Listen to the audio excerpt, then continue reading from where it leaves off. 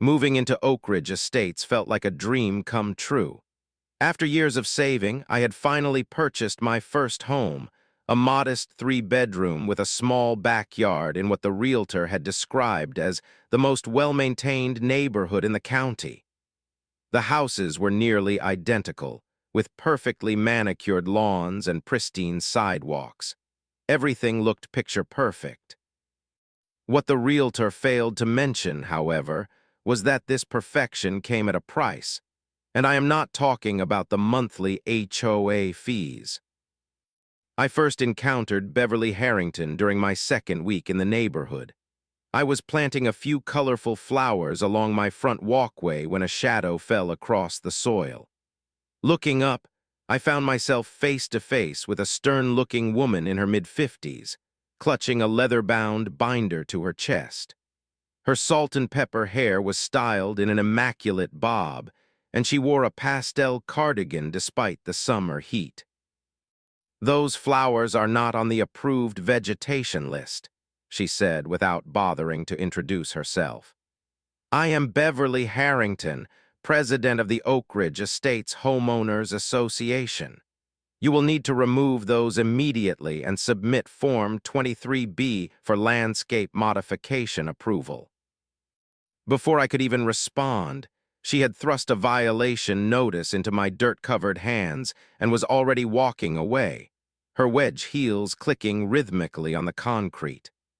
I stood there, bewildered, looking down at the official-looking paper with "violation" stamped in bold red letters across the top.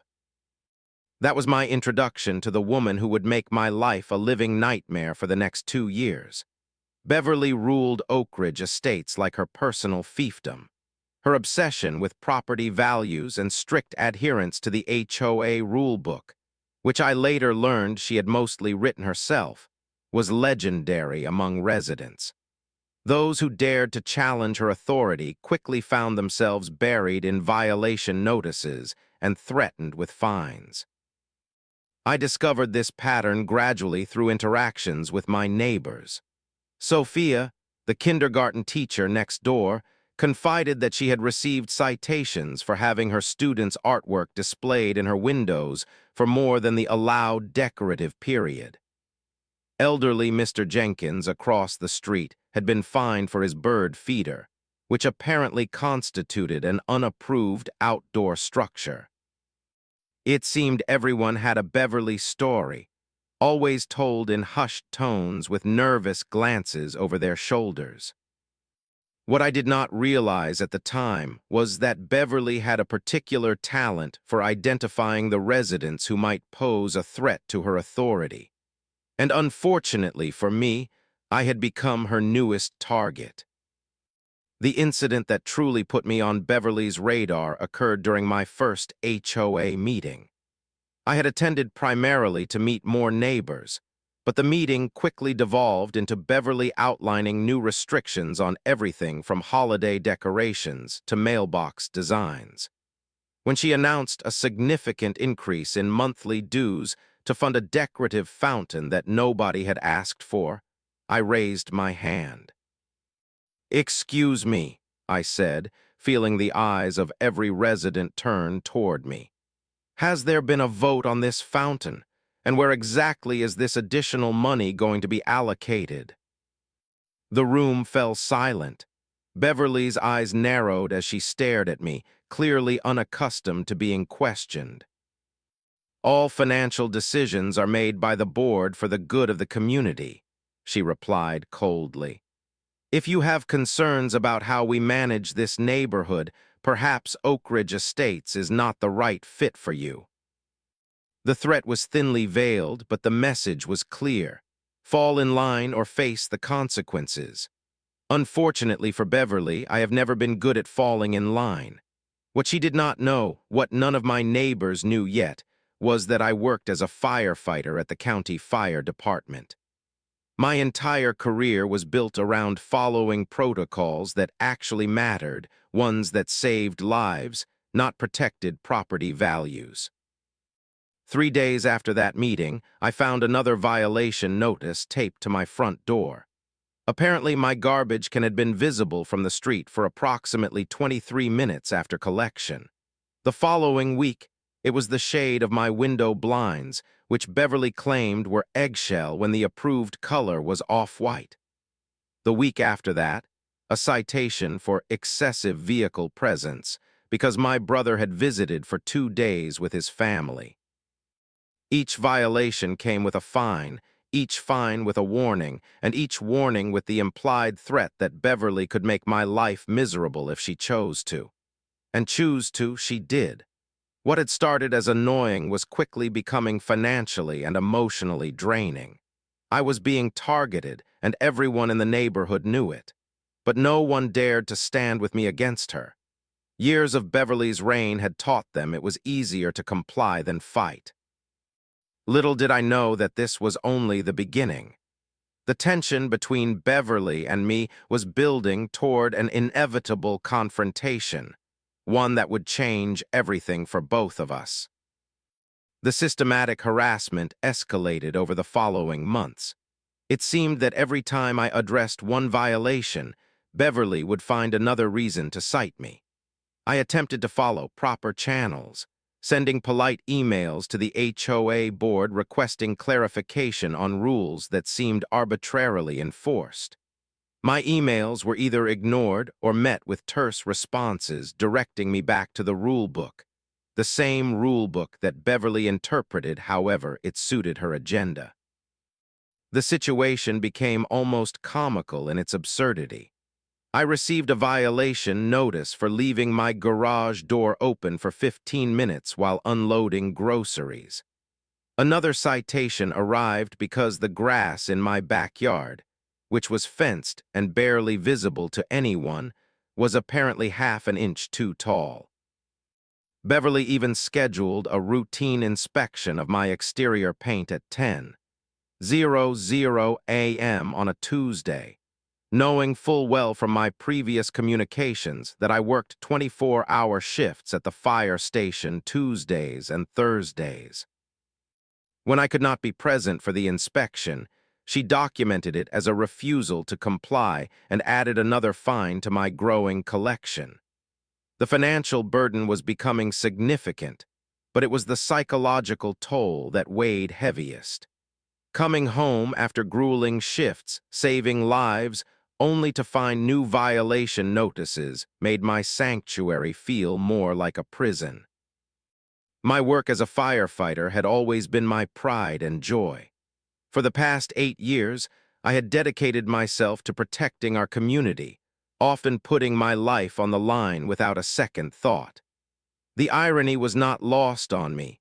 I spent my days helping people in crisis, only to return home to face persecution from a woman whose greatest emergency was probably a misplaced garden gnome. One evening, after a particularly exhausting shift involving a multi-car accident on the highway, I spotted several of my neighbors gathered in Sophia's driveway. They fell silent as I approached, exchanging uncomfortable glances. "We were just talking about Beverly's latest crusade," Sophia finally admitted. "She is pushing through new regulations about home occupations. We think it is aimed at you." "At me, I do not run a business from home," I replied, confused. "The new rule specifically mentions residents whose primary occupations may create neighborhood disruptions, including but not limited to emergency service workers with irregular hours or emergency vehicles," Sophia quoted, clearly having memorized the text. "She is trying to find a way to force you out." That was when I realized this had gone beyond petty power trips. Beverly was systematically attempting to make living in my own home untenable. The next day, I decided it was time to rally support from other residents who had suffered under Beverly's regime. I discreetly went door to door, careful to avoid Beverly's surveillance. She had installed security cameras that somehow always seemed to be pointed at the homes of residents who had questioned her. What I discovered was both disheartening and infuriating. Nearly everyone had a story about Beverly's tyranny, yet they all shared the same fear. If I stand up to her, I will be next on her list. Some had children and could not risk the financial strain of fighting the HOA. Others were elderly and lacked the energy for conflict. Many simply wanted peace, even if it came at the cost of freedom. Despite this, I managed to gather a small group willing to attend the next HOA meeting to voice their concerns. It was not the uprising I had hoped for, but it was a start. The night before the meeting, however, each of my allies received a personalized letter detailing minor infractions of HOA rules specific to their properties. A clear message from Beverly that she was watching and willing to retaliate. The morning of the meeting, I awoke to find my mailbox had been vandalized. Nothing else on the street had been touched, just mine. There was no proof it was Beverly, of course, but the timing was suspicious at best. When I arrived at the meeting that evening, I was the only resident prepared to speak out. My supporters sat silently, eyes downcast, as Beverly announced yet another set of restrictive regulations. The meeting ended with Beverly approaching me directly, a cold smile on her lips. "I have been reviewing your account," she said quietly, "and it seems you have accumulated quite a number of violations. The board is considering legal action if these are not addressed immediately. I would hate to see you lose your home over something so trivial." The threat was clear. Beverly was declaring war, and she believed she held all the power. What she did not know was that her greatest weapon against me, my dedication to my community, would soon become her greatest weakness. It was a Tuesday morning like any other. I had just finished a cup of coffee before my shift when the alarm at the station blared to life. The dispatcher's voice came through, clear and urgent. "Residential structure fire reported at 743 Oak Ridge Lane. Multiple calls received. Smoke visible from street level. Engine 5 and ladder 3 respond immediately." My heart sank as I recognized the address. It was in my neighborhood, just a few blocks from my own home. As our team rushed to gear up, my mind raced through the possibilities. Oak Ridge Lane was lined with older homes, many with outdated electrical systems. The fire could spread quickly if not contained.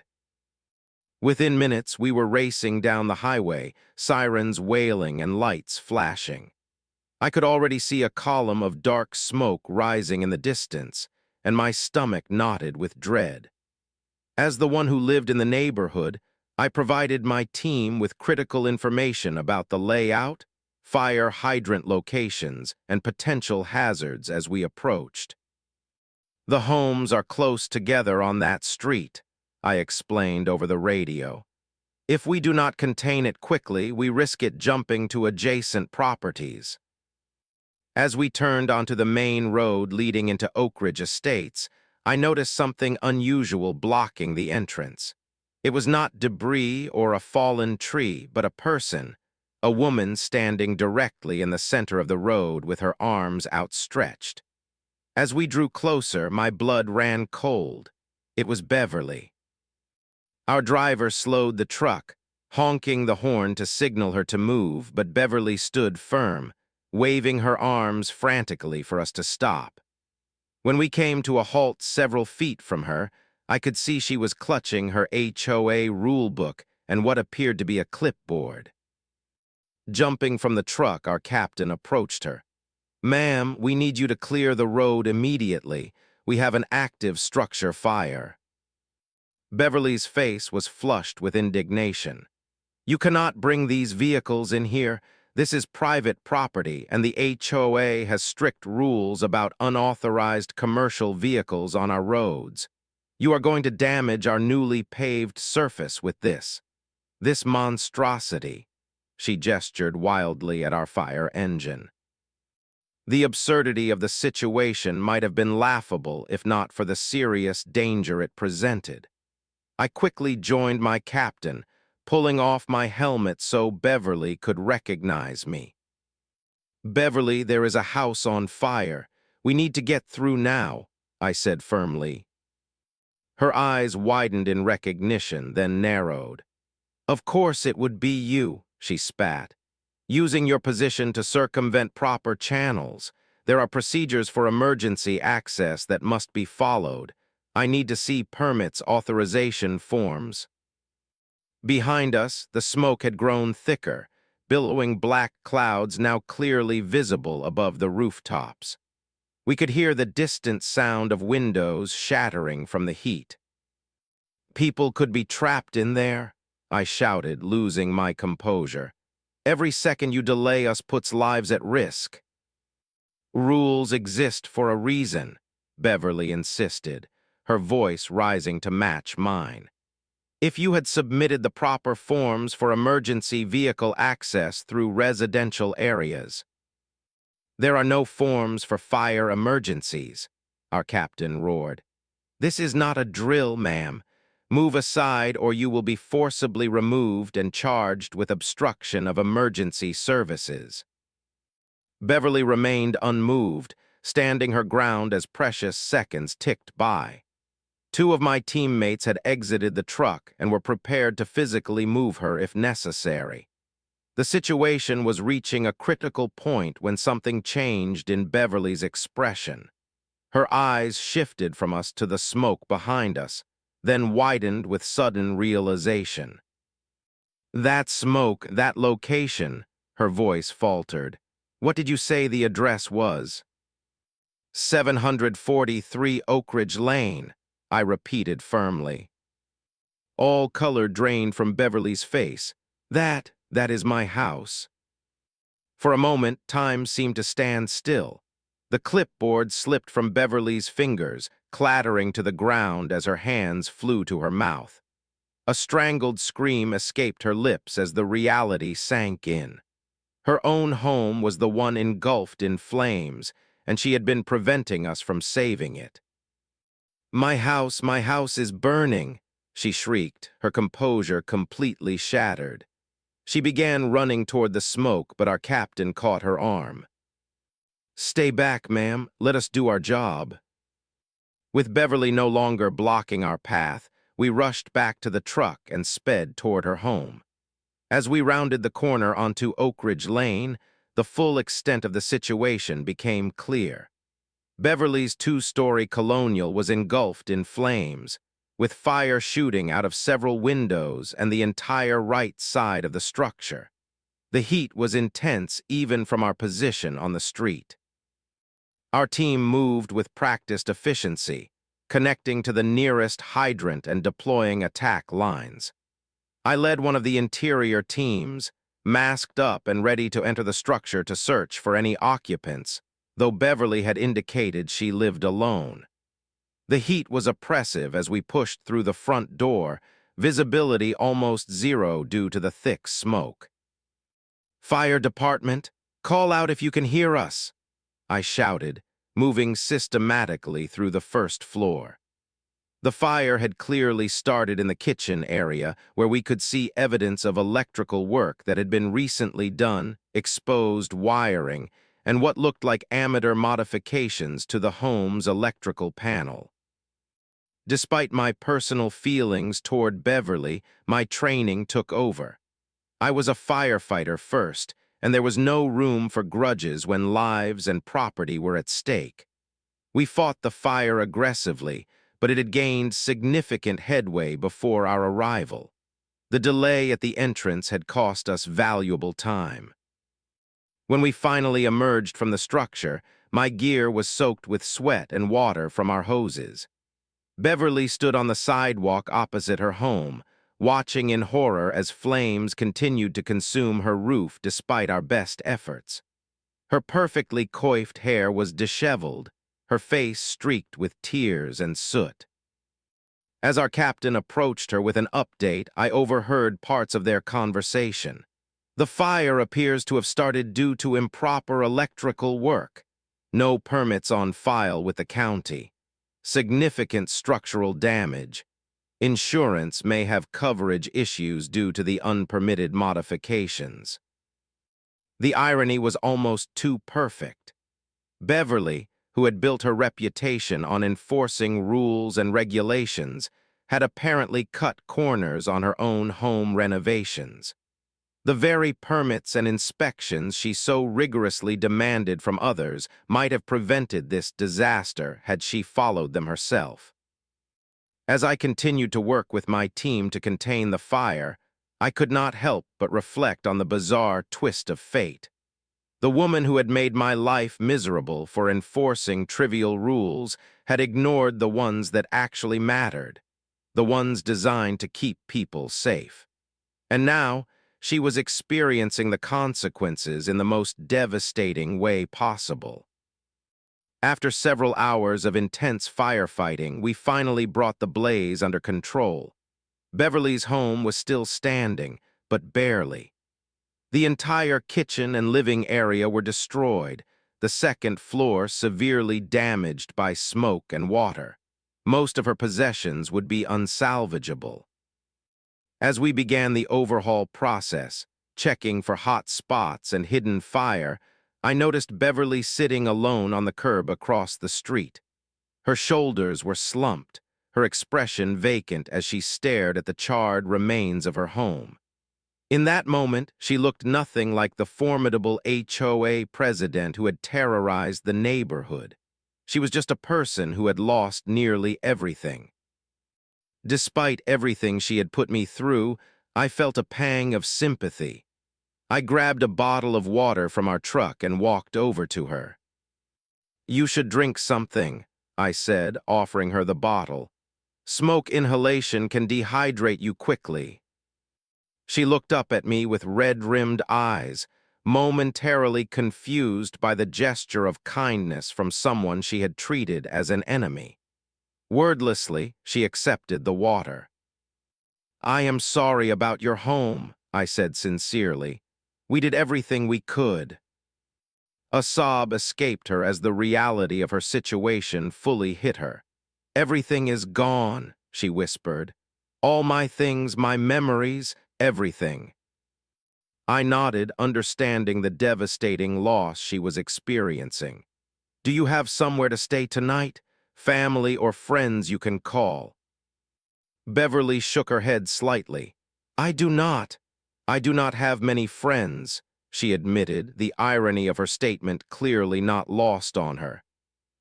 Looking around, I noticed that despite the commotion, few neighbors had come to offer support. Years of Beverly's tyrannical rule had left her isolated when she needed community the most. It was a harsh lesson, but perhaps a necessary one. "I will have one of our victim advocates help you arrange temporary housing," I said. "And when you are ready, there are resources to help you navigate insurance claims and rebuilding." For the first time since I had known her, Beverly looked truly humbled. "Thank you," she said softly. "I do not deserve your help after how I have treated you."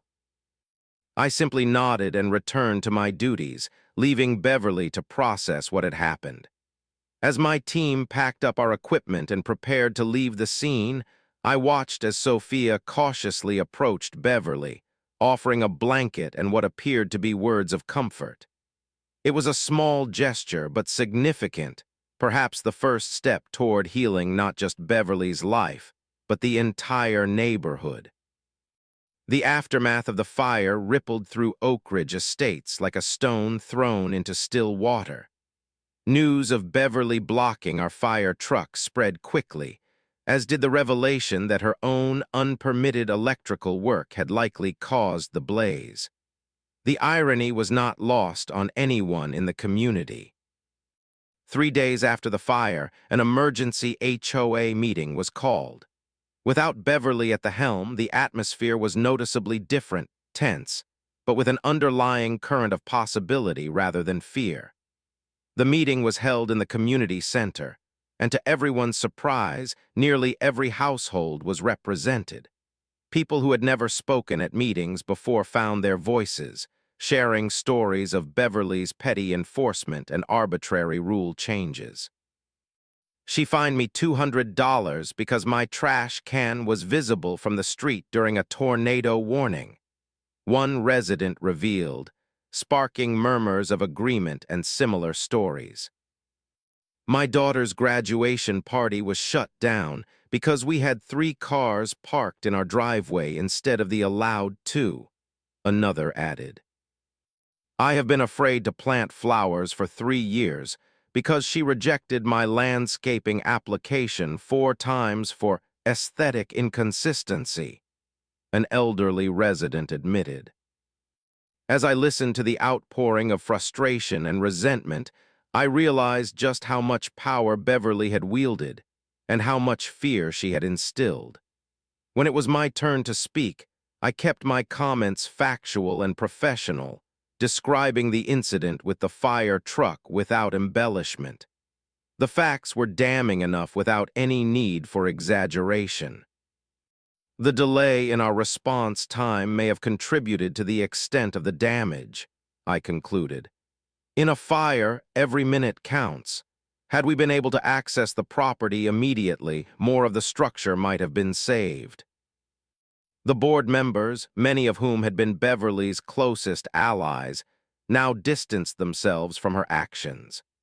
They claimed ignorance of her more extreme measures and expressed shock at her behavior during the emergency. Their sudden change of heart might have been amusing if not for the serious nature of the situation. By the end of the meeting, several significant changes had been proposed. A complete review of the HOA regulations, a more transparent violation process with multiple board members required to approve citations, and the immediate suspension of Beverly from her position as president pending further investigation. The most surprising moment came when a county official who had been invited to the meeting stood to address the residents. Blocking emergency vehicles is not just an HOA violation. It is a criminal offense, he explained.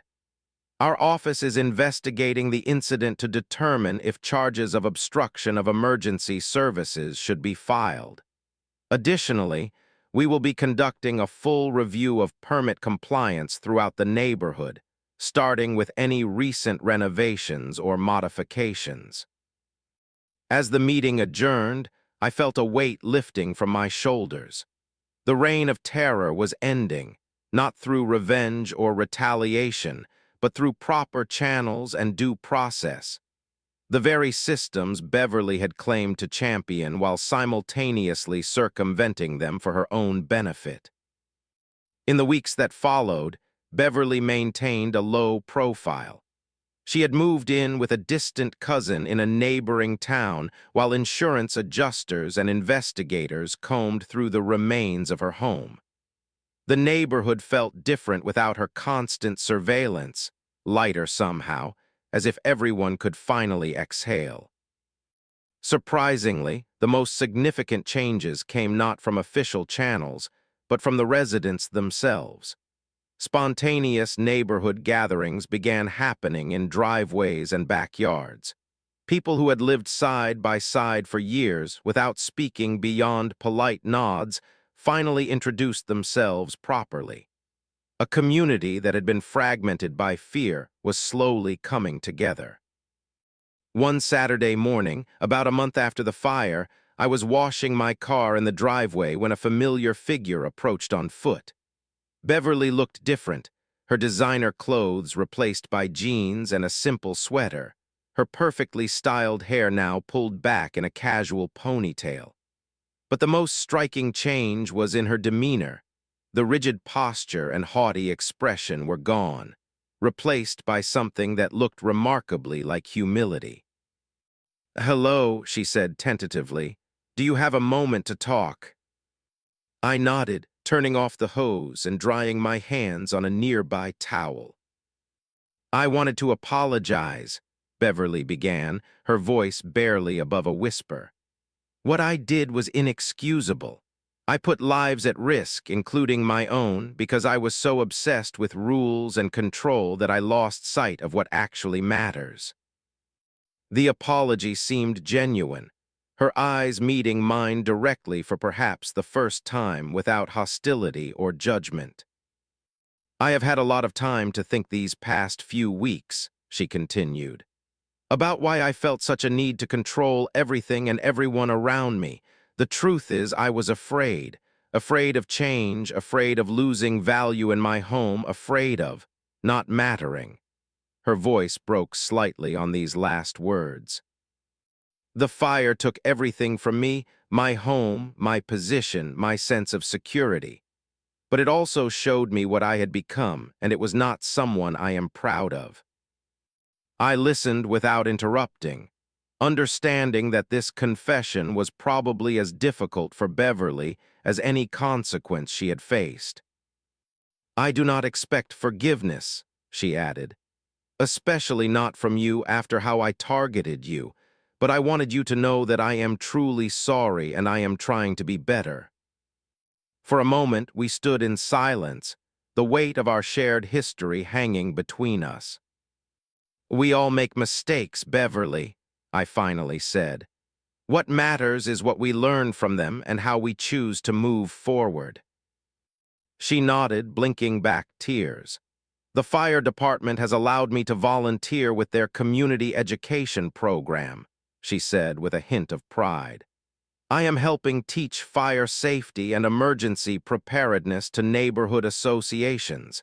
It feels good to use my organizational skills for something that actually matters." The irony brought a small smile to my face. "That sounds like a perfect fit for your talents." They also suggested I might help review HOA regulations across the county to ensure they do not interfere with emergency access, she added. "Apparently, Oak Ridge Estates is not the only community with problematic rules." As Beverly prepared to leave, she hesitated, then asked, "Will you be at the next HOA meeting? I heard they are electing new board members." "I will," I confirmed. "Several neighbors have asked me to run for a position, given my background in safety protocols." Beverly nodded, a genuine smile forming. "You would be excellent. The neighborhood needs someone who understands what rules actually matter." As she walked away, I reflected on the strange journey that had brought us to this point. What had begun as a power struggle had transformed into an opportunity for growth, not just for Beverly, but for our entire community. Sometimes it takes losing everything to recognize what truly matters. The following months brought significant changes to Oak Ridge Estates. The HOA board was completely restructured, with new members who prioritized community well-being over property values and rigid conformity. I was elected to serve, along with Sophia and several other residents who had previously been too intimidated to participate. Our first action was to overhaul the rule book, eliminating arbitrary restrictions while maintaining sensible guidelines that ensured safety and basic aesthetic cohesion. We established a more democratic process for rule changes, requiring majority approval from all homeowners, not just the board.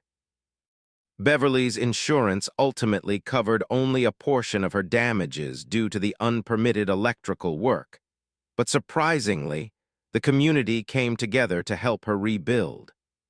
A local contractor offered discounted services, neighbors donated furniture and household items, and even I spent several weekends helping with construction alongside others from the fire department. The new Beverly was almost unrecognizable from the woman who had once patrolled the neighborhood looking for violations. She consulted with fire safety experts for her rebuild, ensuring every aspect of her new home not only met, but exceeded code requirements. She became an advocate for emergency preparedness, using her own experience as a cautionary tale. 1 year after the fire, Oak Ridge Estates held its first community block party, something that would have been impossible under the old regime. Tables lined the street, Children played freely on lawns, and neighbors who had once avoided eye contact now chatted like old friends. As I helped set up a grill in my driveway, I spotted Beverly across the street, arranging a display of fire safety pamphlets at a small information booth.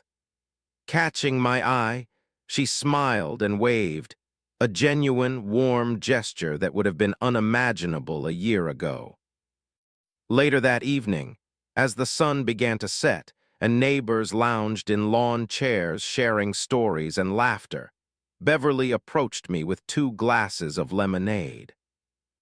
"I never thought I would say this," she admitted, handing me a glass, "but I like our neighborhood better now. It feels like a community." I nodded in agreement, looking around at the transformed street. Rules and property values have their place, but they mean nothing without people who care about each other. "I learned that the hard way," Beverly said softly. "Sometimes the most difficult people in our lives can change. And sometimes standing firm but remaining compassionate creates the best outcome for everyone," I added. As we raised our glasses in a silent toast, I reflected on how a single emergency had transformed not just Beverly, but all of us. In the face of crisis, the artificial barriers between neighbors had fallen away, revealing the simple truth that had been there all along: we were stronger together than apart. The reformed HOA had become something of a model for surrounding communities, proving that neighborhoods could be well-maintained without sacrificing the human connections that make a place truly worth living in. And Beverly, once the neighborhood villain, had found a new purpose in helping others prepare for and prevent emergencies. It was not the revenge I might have once fantasized about during those dark days of harassment, but it was something far more valuable: real, lasting change. Sometimes justice comes not from winning against an opponent, but from transforming them into an ally. And sometimes the house that needs to burn down is not a physical structure, but the walls we build around ourselves out of fear and control.